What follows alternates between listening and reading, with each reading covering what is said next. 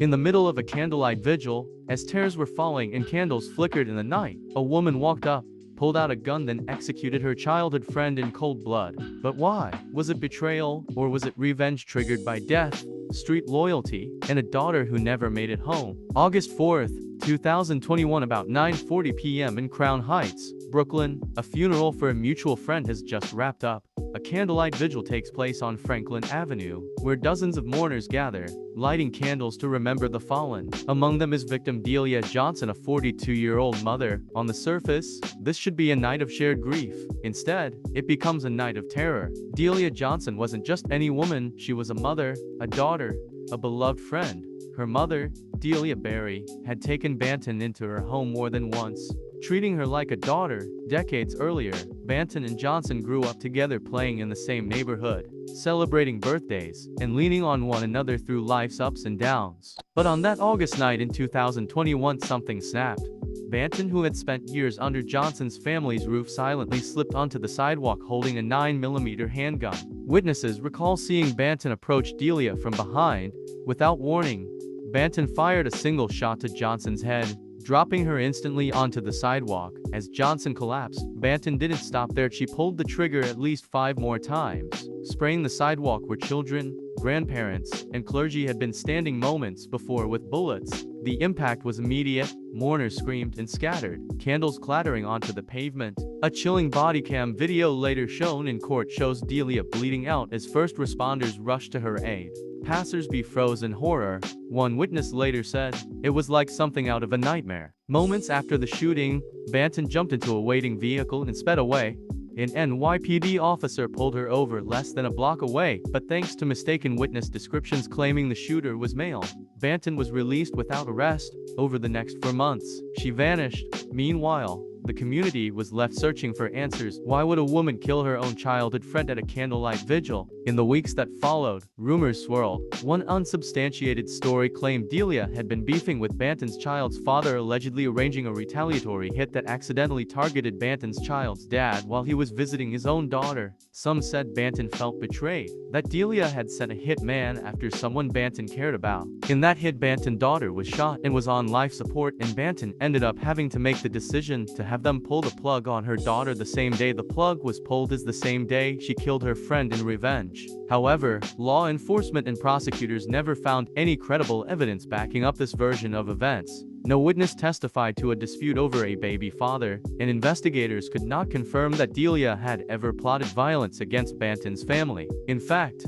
during her trial, Banton's attorneys pointed out that the prosecution presented no clear motive, no definitive murder weapon traced to Banton, and no clothing description that could tie Banton conclusively to the scene, though multiple witnesses and surveillance cameras eventually did. Officially, the motive remains undetermined. By December 2nd, 2021, 4 months after the killing, U.S. Marshals tracked Banton to Jacksonville, Florida. Acting on anonymous tips and surveillance work, they found Banton living under a new identity, complete with a blonde wig and deleted social media accounts. On December 2nd, 2021, she was apprehended without incident. When local Florida deputies finally took her into custody, Banton's transformation was striking. Authorities noted that she had cut and dyed her hair, changed her appearance, and had no luggage, suggesting she had no plan to stay long. Back in Brooklyn, a grand jury handed down a second-degree murder indictment and charges of second-degree criminal possession of a weapon against Banton. Court filings describe how Johnson's family, especially her mother, Delia Barry, was devastated not just by the shooting, but by the betrayal. On November 2021, during her arraignment, Banton pleaded not guilty. Prosecutors built their case on the surveillance footage, eyewitness testimonies, and ballistic matches tying Banton's gun to the bullets recovered at the scene, despite defense attempts to cast doubt on the video's clarity and the absence of a direct confession. Fast forward to April 2025, jurors heard grueling testimony. They watched the surveillance video of Banton calmly returning to her white Mercedes after firing at Delia. They heard from eyewitnesses who described seeing Banton approach Johnson from behind.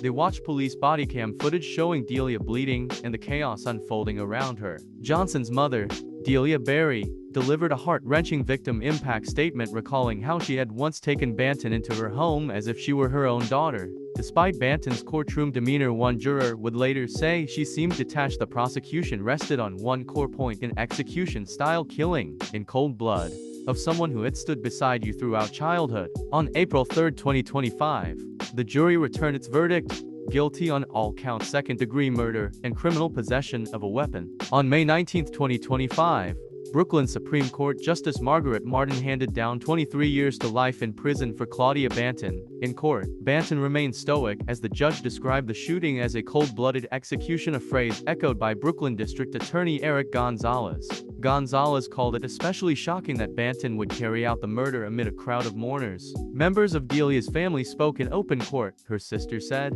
"I feel like she deserved more," while her brother lamented, "I'll never see my sister again. I'll never laugh with her again." Johnson's mother, Delia told Banton softly, "I did the best I could for you." For Banton, the judge's sentence means she won't be eligible for parole until she's reached her late 60s. But for Johnson's loved ones, nothing can bring Delia back. This case captivated Brooklyn and beyond for two reasons.